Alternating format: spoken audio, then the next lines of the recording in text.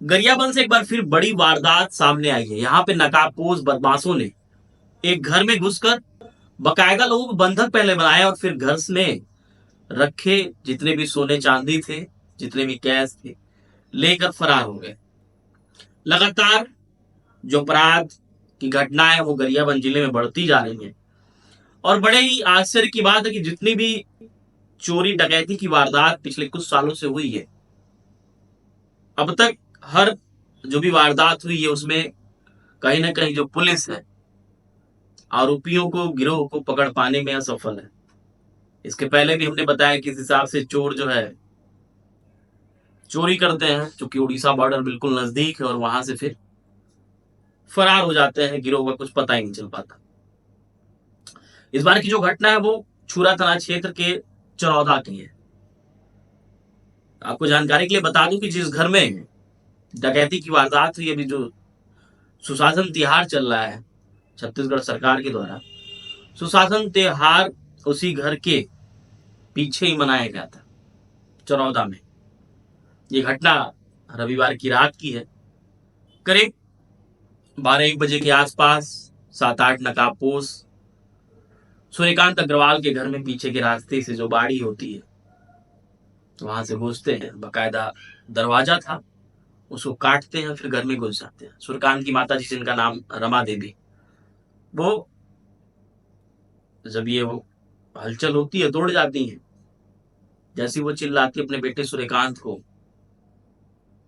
तब तक जितने भी नकाबपोश डकैत थे उनके पास पहुंचते हैं, उनको चुप कराते हैं। जिसके बाद वो सभी नकाबपोश सूर्यकांत के पास पहुंचते, उनका हाथ पैर वो सब कुछ बांध देते हैं और जितने भी घर के सदस्य सभी को एक कमरे में ले जाकर के बंद कर देते हैं। बंद करने के बाद घर में रखा करीब 40 तोला सोना और 3.5 लाख रुपए नकदी कैश जो है पार कर देते हैं, लेकर फरार हो जाते हैं।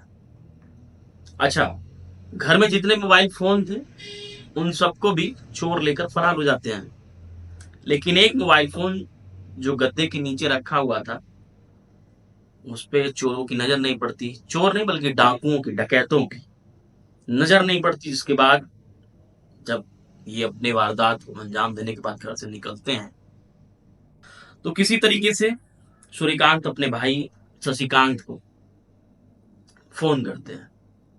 शशिकांत तत्काल पुलिस को फोन करते हैं, जो स्थानीय पुलिस वो तत्काल पहुंचती है। साथ ही में वो भी अपने परिवार के साथ अपने भाई के घर आते हैं।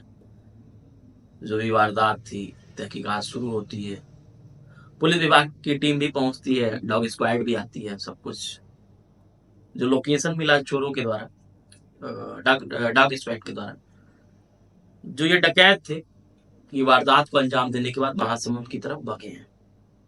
तत्काल जो एसडीओपी निशा सिन्हा है और एएसपी सभी उच्चाधिकारी पहुंचकर रात में 3 बजे के आसपास ही पहुंचकर घटनास्थल का बकायदा जायजा लेते हैं। जो भी परिस्थितियां हैं, क्या कुछ घटा,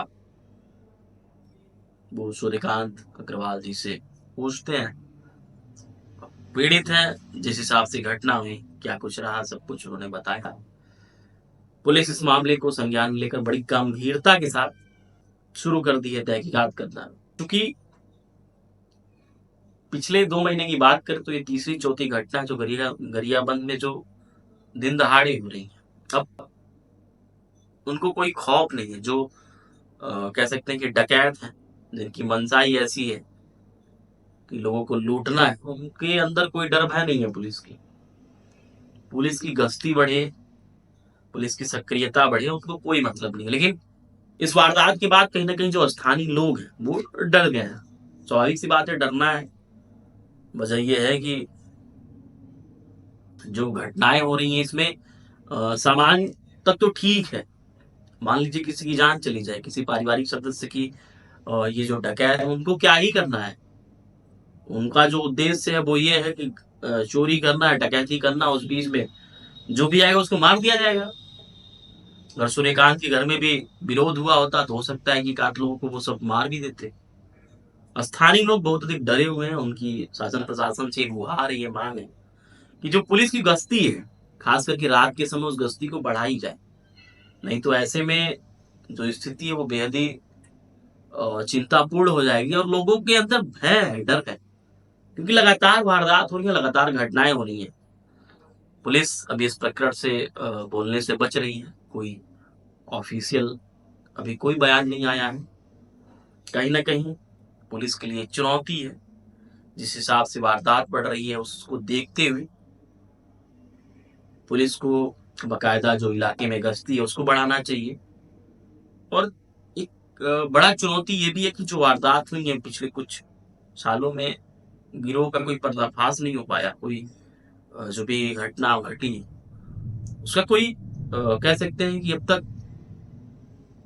पुलिस उसकी उजागर करने में नाकाम रही है। तो ऐसे में पुलिस के ऊपर बहुत बड़ा चैलेंज है कि इस वारदात को, इस डकैती को जिस हिसाब से इसका पर्दाफाश करती है। लेकिन कहीं ना कहीं ये स्थानीय लोगों का भी कहना है, पुलिस का भी कहना है कि जो वारदात हुई है ये ऐसा नहीं कि कोई बाहर का गैंग है, क्योंकि बिना स्थानीय लोगों के ऐसी वारदात को अंजाम देना मुमकिन नहीं है। वजह यह है कि वो बाड़ी के रास्ते पीछे से घुसते हैं, उनको सब कुछ पता है कैसे क्या करना है। ऐसे में पुलिस को यह आशंका है कि जो ये वारदात हुई उसमें कहीं ना कहीं जो स्थानीय गिरोह है उसका भी हाथ होगा। खैर, इस मामले को लेकर पुलिस बड़ी गंभीरता के साथ जांच पड़ताल कर रही है और उम्मीद करते हैं कि जल्द से जल्द जो आरोपी हैं उनकी गिरफ्तारी होगी और एक बड़े गिरोह, एक बड़े गैंग का पर्दाफाश भी हो सकेगा।